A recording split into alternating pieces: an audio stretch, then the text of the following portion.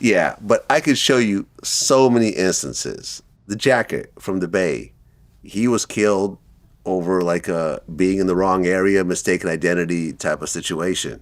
Nipsey Hussle, if he wasn't right there on Crenshaw, talking to someone that shouldn't even have the ability to talk to him.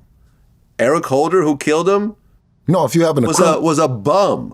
Yeah, but he was a bum who was unemployed, had no career, was selling drugs to get by, and the fact that he could walk up to Nipsey Hussle and have a conversation with him and get triggered by a comment, pull out a gun and kill him in front of everyone was because Nipsey chose to stay and surround himself with people that he was far beyond at that point. And I know he wanted to do it. I know he wanted to show, listen, I'm going to be the guy who stays. I'm going to be the one that puts Crenshaw on my back and turn it into a brand. And I'm going to have stores right here in my old neighborhood. But if Nipsey had that same store on Melrose, he would still be alive today. No, Vlad. If you disagree with me? No, if you're on Melrose and you have a criminal conversation, see, when you're talking to somebody about snitching and about what they did and what they didn't do, or you can't come over here because you're a snitch, or well, that's a criminal conversation, right? You having a conversation. You standing on business as if you're not a civilian. When you're talking, see, you forgot that you don't have the pistol. You forgot that, you know what I mean? You talking as a civilian, right? And as a civilian, you know, man, the world is filled with rats. They filled with snakes. They filled with all the shit. So if you doing business, sell the man a T-shirt and let him go.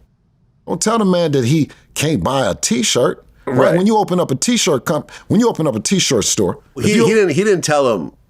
He didn't tell him he couldn't come by here, because I've interviewed like Cowboy, who was right there when it happened. Because the story is a little convoluted, right? But essentially, Eric Holder, aka Shitty Cuz, there's rumors that he snitched, but I brought in Brick Baby, who was like almost his big brother. Like, they named Eric Holder after Brick Baby. Right. You know, they lived together at one point and so forth. He said Eric never actually snitched. The guy who actually snitched, who accused him of it, was actually lying, and it was proven that there was no paperwork around him. Notice there was no paperwork that ever came out of him snitching. But he walked up to Nipsey, and Nipsey's like, hey, you know, I heard that they're saying that you got paperwork on you. You know, you should probably get it checked out. Wait. So you said Nipsey said I think it's some paperwork on you. Yeah, I've been hearing that there's some paper. So he did kind of imply that, hey. There you go. That's what I'm saying. That caused him to snap. And he just got tired of being called a snitch. And, you know, he had been abused in the hood. Like, he had brain damage because the dude beat him down real bad. And, you know, he just got tired of it. He just, you know, according to Brick Baby, Eric Holder said, this is going to be the last time that y'all play me. Right. Well, that was an opportunity for Nipsey to be a big street nigga, a big guy in the streets by telling him the paperwork, or he could have been a civilian, a businessman, a smart guy, and say, you know what, that ain't even my business, man. Yeah, I'm not going to mention this guy, man. Listen, go ahead and let that, like you just described him, bomb, and all these words that you use to describe the guy. He could have just said, you know what, as an entrepreneur, as a recording artist, Grammy recording artist, and all these things, say, man, I ain't gonna worry about that, right? But when you have that mentality and you got people up around you and you got this thing, if you don't keep it in check, it can get away from you. And I'm only talking to people, and I'm talking to other brothers that have went through that, like, man, don't let that get you. And I think everyone will see me and they'll say, man, you'll see me talking to people on the internet, right? Yeah. And I'm like arguing back and forth with them, right? Because I'm giving them a voice. I'm saying, I don't care what background you come from, right? Your opinion is just as valid as Dirk's, Puffy's, or any of these other guys that you talked about, because you're a man. And whatever that guy had went through, right? Because some guys get out the game on a bad note, and there's some guys that get out the game on a good note. To me, I'm saying get out the game.